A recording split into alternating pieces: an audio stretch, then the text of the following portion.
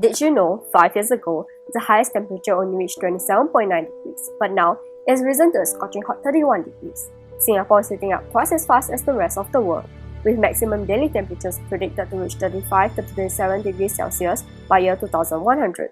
We explore how, beyond climate change, the urban heat island effect spells trouble for future Singapore.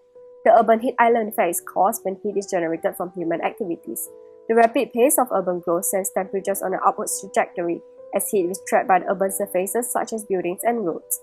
When vegetation is turned into concrete and paved surfaces, the incoming energy from the sun is stored in the man-made structures during daytime and released at night, thereby increasing local temperatures. Urbanization coupled with global warming is the reason why Singapore is heating up at such a fast pace. Therefore, we should all play our part as individuals to help slow down the rate of climate change.